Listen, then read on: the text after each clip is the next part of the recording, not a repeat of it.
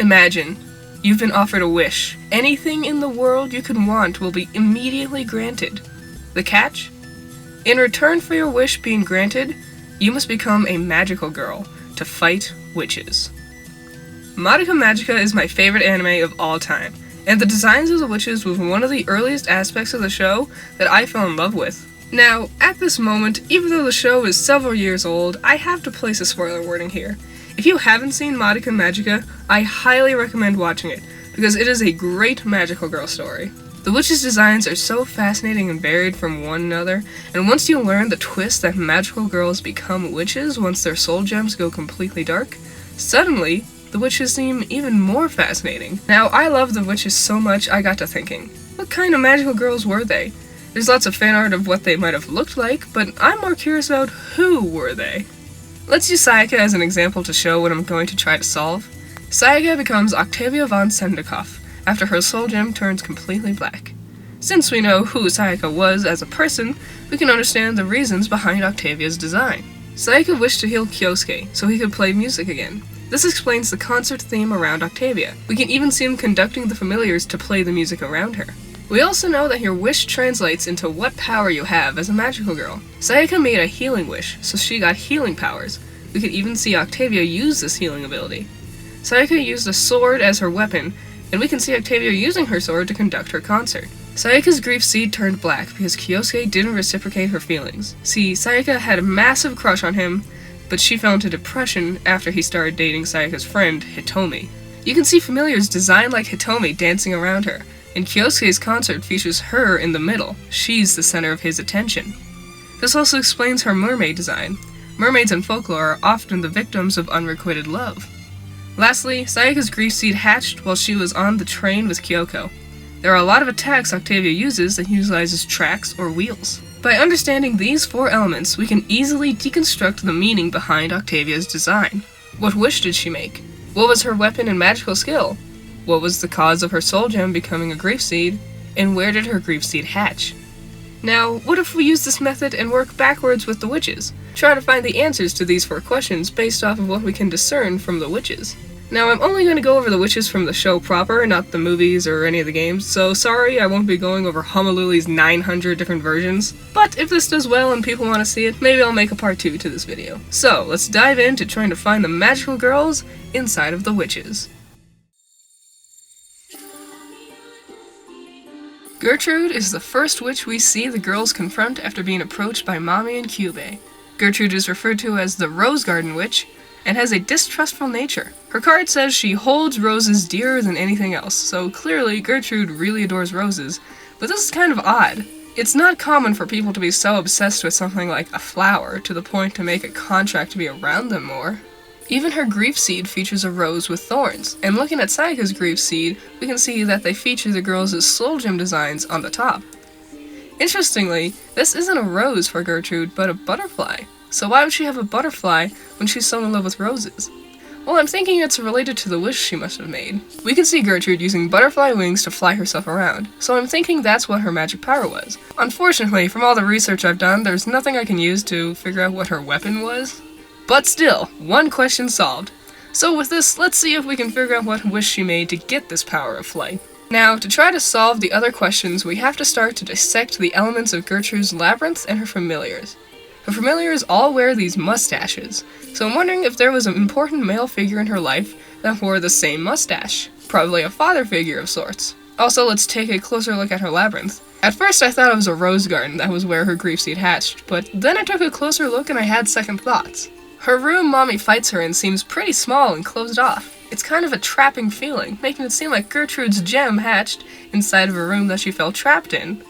So this will be a lot of conjecture, but I'm gonna stick with the facts that I've laid out to figure out the rest of it. I think Gertrude had a rose garden that she loved, maybe even a representation of someone she cares about. But then her father, or father figure, moved her away into a place where she couldn't have her rose garden anymore. So she made a wish with Kyubey to be free. I think freedom or the desire to go away to be somewhere else is the reason behind her butterfly wings. Then, I think the depression of being trapped in a town she was miserable in finally got to her, hatching her grief seed in her own house or bedroom. Now, I think she was depressed to this degree because of her design. Their appearances do seem to be related to the magical girl they used to be. Octavia had a royalty theme and even wears a cape. Sayaka was designed as a knight as a magical girl. Now, Gertrude looks awful. She's gross, blobby, sloppy, slug-looking thing with a gross green mess on top. How could she turn into something so hideous? Unless she thought she was. To end up looking like this monster, Gertrude must have had some really low self-esteem. She might have even been bullied or something, which would lead into my depression and wanting to escape theories more.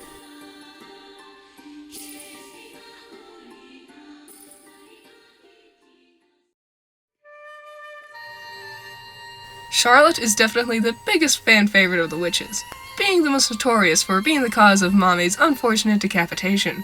She was even shown as a magical girl named Bebe in the movie Rebellion, but it's kinda not considered a part of the canon and like whatever, I'm gonna do this anyways! I won't completely ignore Bebe, however. I do believe she was probably very young, like how we see her. Charlotte is the Witch of Sweets, with a tenacious nature. We also know from production notes what she even wished for. One single cheesecake. In the notes it says, "It's really a delicious cheesecake. My dying mother wanted to eat it, but maybe I should have cured her disease instead." However, that surely wasn't appropriate. We also know exactly where her grief seed hatched, at the hospital. So these two facts are pretty loaded with subtext. Really, I'm thinking the time between her making her wish for cheesecake and her soul gem becoming a grief seed really wasn't that long. It's the line, "I could have cured her disease." I think her sick mother was in the hospital where her grief seed hatched. I think since she was so young and she probably didn't think Cube could have really granted a wish, or didn't think about even using the wish as a possibility to save her mother. I'm thinking once she realized she wasted an all-powerful wish on a cheesecake instead of saving her mother, it would have immediately filled her soul gem with grief, making it hatch. Or at least visiting her mother shortly after. So we got a lot of her questions answered, but the only one I struggle with is what her power must have been. Looking at her witch form only seems to add to the idea she must have been rather young. Toys and sweets are everywhere, she even looks like a toy herself. The most I can figure is the ability to duplicate. We know she wished for a cheesecake. Maybe it was a replica of a specific cheesecake. I believe it was duplication because we see her witch spitting out new versions of herself, possibly doubles that she could have used. The only other thing about her I can't figure out is another production note about her that says, "Unable to make the cheese that she loves." While this explains why her familiars look like mice like cheese, it doesn't really fit into any other aspects of her design. I'm wondering if it refers to actual cheese or the cheese from cheesecake.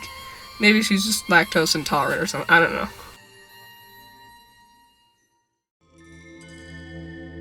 H.N. Ellie is the witch that was slain by Sayaka once she made her wish. By this point, we get a lot less of the witches because we start to focus more on our girls. That's a good thing though, by the way. We should be spending a lot of time with our main cast, however, it means it's going to be a bit more guesswork with the witches from here on out. Ellie is the box witch, with a covetous nature. There's some production notes on her too. "I have only one wish, to box up that memory," and "I had a lot of fun today. Next time I'll bring a bento." Bento are basically Japanese lunchboxes, often shared with friends or couples. I believe the memory she refers to as fun is the same one she wants to box up. Interestingly, unlike Charlotte, I feel like this isn't the wish that turned her into a magical girl. I just don't see the point in wishing to remember something, unless she was having memory issues, but none of my research points to that. I'm thinking this is actually the thing that turned her into a witch. To help explain this, let's go over some of the other things I've concluded. Ellie clearly has a design similar to a pop star. I find this odd because her witch card describes her as staunchly reclusive. Recluses don't usually want the fame and attention a pop star has. But what if it didn't start that way? What if she initially wished to be a pop star, but all the stress of fame got to her and upset her? Then, in hindsight, she missed the simple days where she could spend some time together with someone. A memory of a better time she would cherish. Boxing it up. I think she made the wish to be an idol because of her design. She's living inside a screen from a TV or computer. Japanese pop idols are viewed in millions like this. It might seem like I'm making some jumps, but I really couldn't imagine any other way to piece everything together, especially her familiars. They're used for transportation and look like angels. It's kinda hard to picture how this fits into her pop star aesthetic. Even her grief seed features an angel wing on top. The most I can gather is that it's tied to the design of her labyrinth. The production notes say her labyrinth is supposed to look like a snow globe. Angels are sometimes featured in snow globes, so maybe this is the connection? I also think this must be related to what her power was, maybe flight or teleportation. Scientists think the closest we can get to actual teleportation is the use of black holes in space. However, it's currently impossible, as the body goes through a process called spaghettification while going through them. Spaghettification is a process where your limbs and nerves and everything would stretch out, possibly infinitely.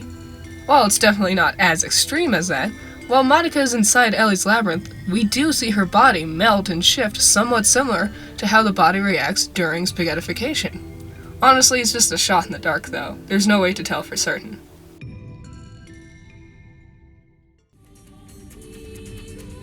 Elsa Maria is the witch that highlights Sayaka becoming a crazy-ass bitch. She's called the Shadow Witch and has a self-righteous nature.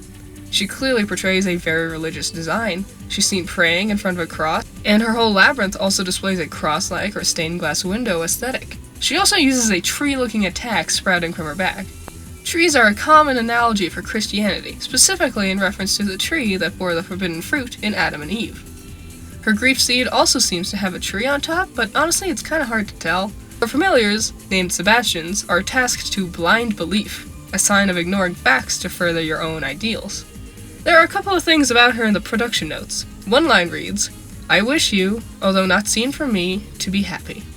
This is most of all the clues we were given on Elsa. I think the quote is the wish she made, although it's sort of obtusely phrased. It's not very clear who she's wishing happiness for, what that happiness is, and why she thinks she'll be anonymous. Since it's so weirdly phrased, it's hard to tell if the tree thing is her magical girl power or not.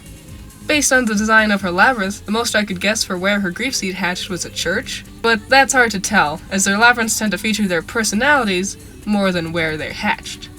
Now, as for what filled her soldier with grief, there is another production note that I think seems to sum it all up. A girl has become a Maho Shoujo to save the world. However, nothing has changed at all, even a little. For sure, there is lack of salvation. I must help. I must help equally, all importantly.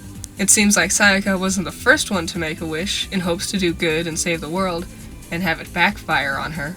Now, the next couple of witches all happen in succession, all during Homeru's backstory, so we spent a really small amount of time with each witch, so there's a lot less to use to try to solve these questions. Honestly, Isabelle is the one I had the hardest time trying to figure out. She only pops up very briefly in the anime, and is more of a set piece than anything else. Like that's the witch, okay? She's the artist witch, with a vain nature. Her grief seed doesn't really give us much more info. It features an arch, get it? And a trophy, I'm thinking? The most I could find was a production note that says, "Within her barrier only exists work that you've probably seen somewhere before." That's it. That's all my notes. Isabelle is the only witch with less than a page's worth of notes. So the most I could guess is she wished to be a famous artist, or at least something similar. The trophy on her grief seed implies that she was really into winning awards. Honestly, she probably just had a normal life, overexerted herself, and happened to become a witch due to carelessness.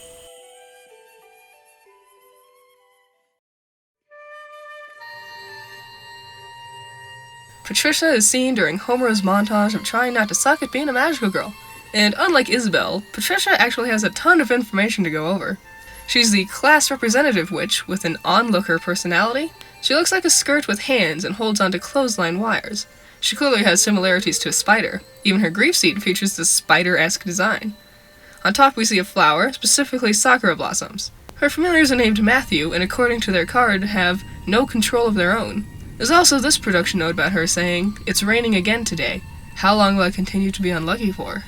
Unlike most of the witches, the most information we get from Patricia is her actual design. It's rather telling imagery, hands spidering out of a girl's skirt.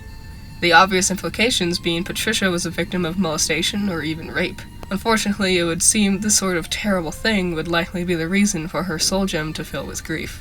I'm thinking her wish might have been related to being class representative, maybe to get the position in the first place. I'm also thinking the spider thing was a part of her magic, maybe using spider-like strings to control people. That could tie into her wanting to be class rep thing. She wanted to be in charge of people?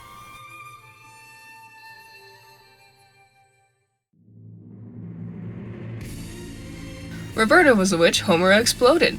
Her whole scene is very short, but there's still quite a few things to note. She's the birdcage witch, and her nature is rage. There's a production note that says, "A witch who lived a long time for a magical girl. She is weak, and she was no longer a girl when she became a witch, mid-20s to 30s. There's also one who says she's fond of alcohol and books. Her familiars, named Gots, are said to act with frivolous indiscretion. In layman's terms, kinda slutty. They're idyllic men, but nothing more than objects of disgust to the witch. So that was a lot to unpack. I'm guessing she was rather upset by being a magical girl for so long. Another production note states, when referring to the doll aesthetic of her labyrinth, "I wish for friends who don't dislike me." Whether or not that last sentiment was the wish she made to become a magical girl, or the grief she felt to become a witch, is up in the air. Personally, I think it's the latter. It's gotta be hard having a social life when you're busy killing monsters. Combined with the birdcage aesthetic, and she probably felt trapped in her own life.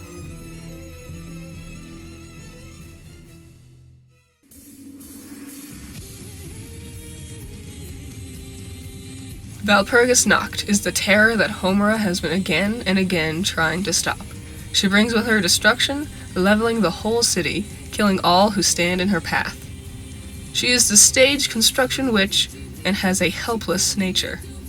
Walpurgis Nacht is fascinating, as she is not one witch, but an amalgamation of several witches. She even continues to suck witches into her vortex as she flies around. She's also seemingly very old, as Homura has many old transcripts on her. This makes me believe she was once a coven, a group of witches who lived together. She's all about putting on a show, and many covenant's rituals involve chanting and dancing, which can be seen as a performance of sorts. She gets her name from the German holiday Walpurgis Nacht, translating to Walpurgis Night. Named after Saint Walpurgis, who was known for repelling witchcraft, in the German folklore, Witches' Night was held during the time of April 30th to the 1st of May. It's a night where the witches gather on a mountain named the Broken and celebrate the arrival of spring. Saint Walpurgis was said to, on this day, keep the witches' evils away from the masses. It would seem Walpurgis Nacht would have been born during one of those celebrations. Finally, there's a very long production note on her that reads, "It tries to get rid of all fates and misery by covering all around the world with her magic, a moving stage set which is trying to take all humans into the play. There is no need to grieve if all of it is just a play. Maybe it would be a tragedy, but they only performed a such kind of play. Play will be paused in Walpurgis Nacht. The earth will no longer rotate for a single circle. The story will no longer be developed. Tomorrow and the day after tomorrow and the day after tomorrow is also Walpurgis Nacht." This sentiment seems to imply a few things about Walpurgis Nacht. While with this information we can't actually find the answers to the questions, it does tell us something about the mindset of the girls who became her. First, it seems they are a bit naive, ignoring hardships as pretend. It doesn't matter, it's just a play. Secondly, it would seem that they really wanted to make the world a better place, but had a corrupted idea on how to do such. Last, it would seem these witches didn't want Witches' Night to end ever. An eternal party where they can be free with each other.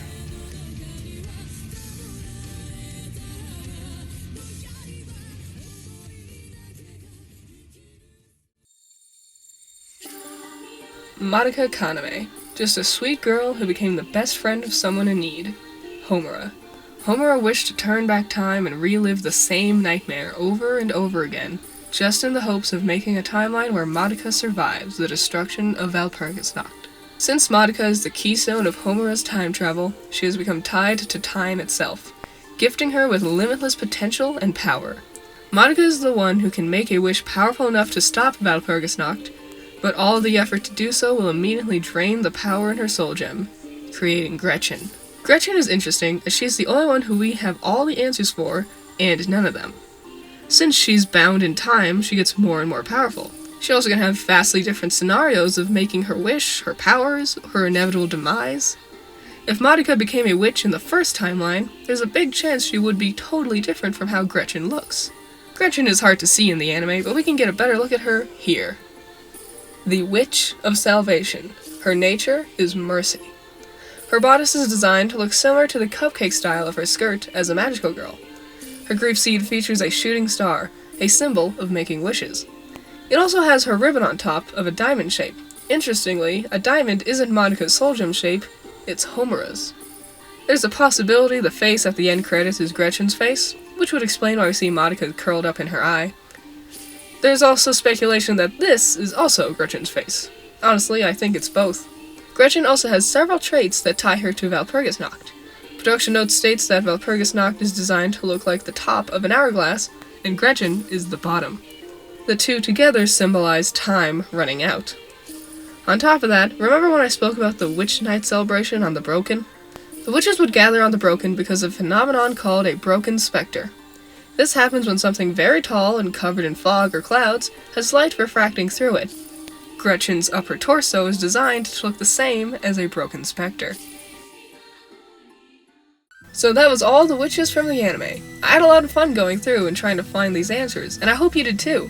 I found all this information from the Madoka Magica wiki. There's a link to it in the description. I encourage you to do your own investigating, and tell me what you find in the comments. If you enjoyed this video, please do me a favor and give it a like, and maybe subscribe. I have a lot more fun videos like this planned, so I hope to see you next time. Bye bye.